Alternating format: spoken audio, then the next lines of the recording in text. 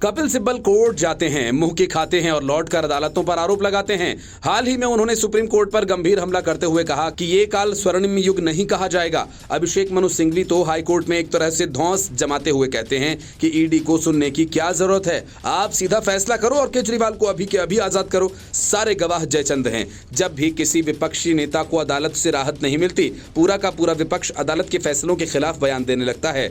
असल में ये सब अदालतों पर दबाव बनाने की रणनीति का हिस्सा है, जिसमें से एक मामले को लेकर बार बार अदालतों में जाओ, राहत न मिले तो बाहर आकर अदालतों को ही अपना शिकार बनाओ और ये संदेश दो कि अदालतें अब निष्पक्ष नहीं रहीं। विपक्षी दलों और उनके वकीलों की इस हरकत से आजिज आकर देश भर के 600 से ज्यादा वकीलों ने chief justice of India DY Chandrachud को एक चिट्ठी लिखी है, जिसमें कहा गया कि न्यायपालिका पर एक खास ग्रुप अपना प्रभाव डालने की कोशिश कर रहा है, जिसे लेकर वे बहुत ज्यादा चिंतित हैं। चिट्ठी लिखने वालों में वरिष्ठ अधिवक्ता हरीश साल्वे, पिंकी आनंद, मनन कुमार मिश्र, हितेश जैन जैसे नामचीन वकील हैं।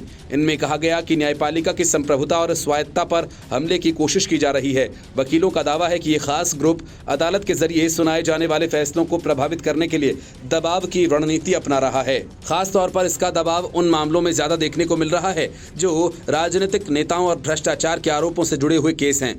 वकीलों ने आगे कहा कि खास ग्रुप के जरिए की जा रही ये कार्रवाइयां लोकतांत्रिक ढांचे और न्यायिक प्रक्रियाओं में रखे जाने वाले भरोसे पर खतरा पैदा करती हैं। ये चिट्ठी ऐसे समय पर लिखी गई जब अगले महीने से लोकसभा के चुनाव हैं। चीफ जस्टिस ऑफ इंडिया को लिखी गई चिट्ठी में वकीलों ने दावा किया कि खास ग्रुप न्यायपालिका के तथाकथित स्वर्ण युग को लेकर झूठी बातें फैला रहा है और इसके जरिए इसलिए ऐसा किया जा रहा है ताकि वर्तमान में चल रही कार्यवाही को कमतर किया जा सके, अदालतों पर से जनता का विश्वास कम हो जाए। चिट्ठी में कहा गया कि ये ग्रुप एक रणनीति के तहत काम कर रहा है, जिसमें से एक ये है कि वो अपने राजनीतिक एजेंडे के आधार पर कोर्ट के फैसलों की आलोचना या तारीफ करता है। इसे माई वे या फिर हाईवे दृष्टिकोण के तौर पर जाना जाता है। 600 से ज्यादा वकीलों के जरिए लिखी गई चिट्ठी में कहा गया कि कुछ वकीलों के जरिए दिन में राजनेताओं का बचाव किया जाता है और फिर रात में मीडिया के जरिए जजेस को प्रभावित करने की कोशिश। ये बेहद ही परेशान करने वाला है। चिट्ठी में इस बात पर रोशनी डाली गई कि खास ग्रुप बेंच फिक्सिंग के सिद्धांतों का बढ़ावा देना। वकीलों का कहना है कि यह देखना बेहद अजीब है कि राजनेता किसी पर भ्रष्टाचार का आरोप लगाते हैं और फिर अदालत में उसका बचाव करते हैं। अगर अदालत का फैसला उनके मन मुताबिक नहीं आता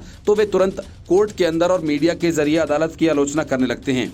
CJI को चिट्ठी में कहा गया कि चुनाव के समय ग्रुप के जरिए सबसे ज्यादा रणनीतियां लगाई जा रही हैं। ऐसा ही 2018-19 में भी देखने को मिला था। बार एसोसिएशन के वरिष्ठ सदस्यों ने सुप्रीम कोर्ट से न्यायपालिका की अखंडता बनाए रखने के लिए इन हमलों के खिलाफ कदम उठाने की गुजारिश की। चिट्ठी में न्यायपालिका के समर्थन में एकजुटता अपनाए जाने के लिए आह्वान किया गया ताकि ये सुनिश्चित किया जा सके कि ये लोकतंत्र का एक मजबूत स्तंभ बना रहे। Bureau report, news of India.